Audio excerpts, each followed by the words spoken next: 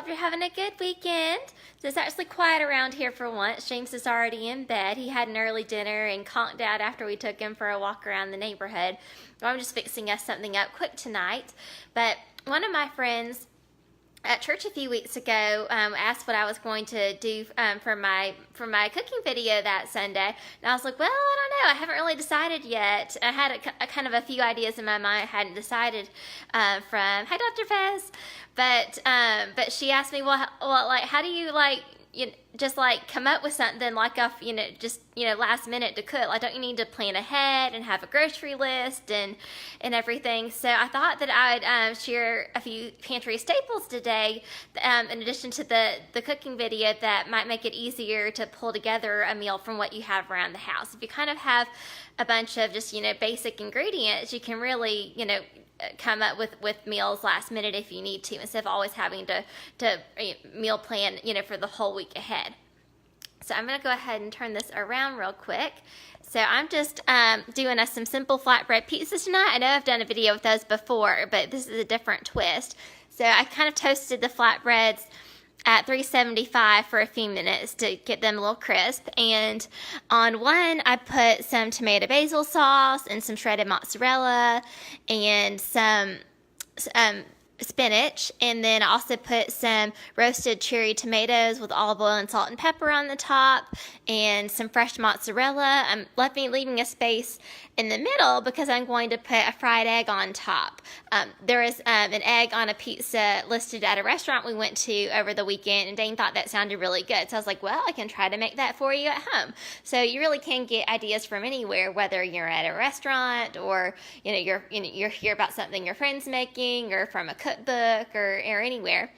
And then on the other, I put a little bit of olive oil down first, and then I spread some mascarpone cheese on there, and then put some baby arugula and some prosciutto, and I'm actually going to sprinkle some Parmesan on that as well. I almost forgot that I wanted to do that, so I was going to grab, I grated some Parmesan earlier today, so that's all set.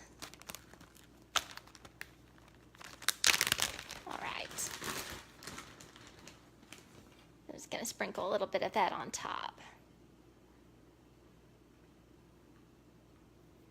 Alrighty, so those both look great. And oops, my pan was getting a little hot there. Okay, so I left the oven on at 375, and I'm just going to pop these in and let those go for, I don't know, maybe about 5 minutes or so. And let those slide in.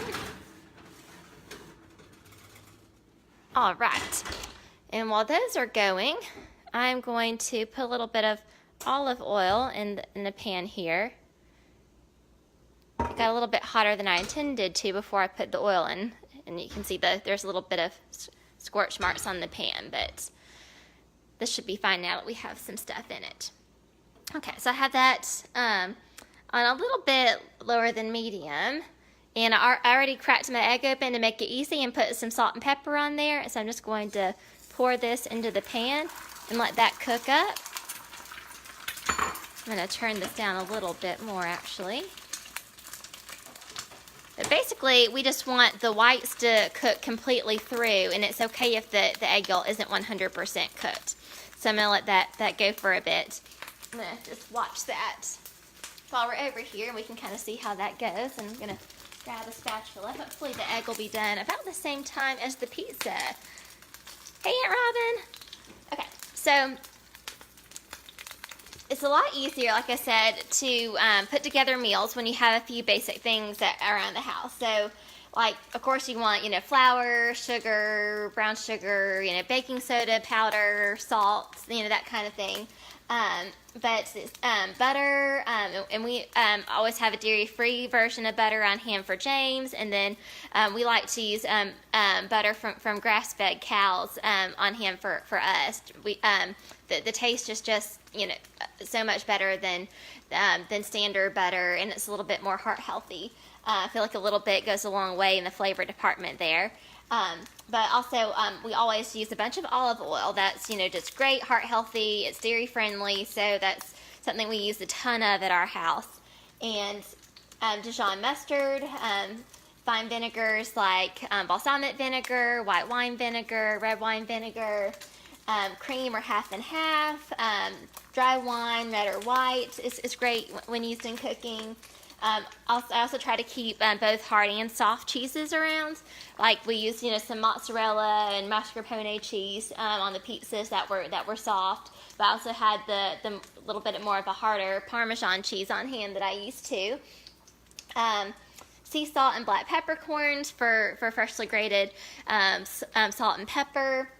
Also like to keep fresh bread on hand. I just usually like to go to the bakery department of the grocery store. Of course, milk and eggs and yogurt, lots of fresh fruits and veggies, or even frozen fruits or veggies. Variety of herbs, garlic, onions, chicken or beef stock, a refrigerated or dried pasta, rice, tomato sauce, and tomatoes, and having some standard proteins on hand too, like chicken, beef, fish, that's either fresh or frozen is always great to have on hand as well. Just having something in the freezer that you can buy when it's on sale and stock up and then defrost for a nice meal at home is really convenient for us. And like you saw with the pizza, I also like to keep prosciutto on hand too. That's kind of like my bacon of choice. I like to keep that on hand a lot. So hopefully some of those ideas will, connect with you and help you to kind of like know a lot of basic things that you could use to help throw a meal together at home. Because really, a lot of times all you need is if you have a protein and a veggie and a bunch of herbs and good starch, like a whole grain variety of pasta that can easily pull together a good balanced meal for your family. All right. So the white's getting there. So the yolk, if you can see, it's like not going through. It's just kind of like bouncy. So you can still kind of runny in the middle, but it's not completely like soft and wet. So it's cooked part of the way through, which is what we want. And the whites look like they're cooked all the way. So the edges are a little crispy. I think I had the heat up a little bit higher than I probably should have at first. I probably should have had it more between medium and low. I ended up turning it down, but the rest of the egg looks perfectly cooked. So I'm going to go ahead and turn this off. And I'm going to grab the pizzas. Oh, those are looking good. So you can see the cheese is nice and melted and bubbly, and the prosciutto's getting cooked through and crisp. So I'm going to go ahead and take those out. And just set that there. And then let's scoop our egg up. And it's actually kind of nice that it's a little bit crisper on the bottom because it's scooping up really easily. And I don't have to worry about it falling as I move it over here. And then, oh, that's perfect in the middle. So voila. So the pizzas are all set. And we have a nice kind of a mix of, we have some cheese and some protein and then some salad on our pizza as well. So we're going to go enjoy this. Bon appetit. Have a great night.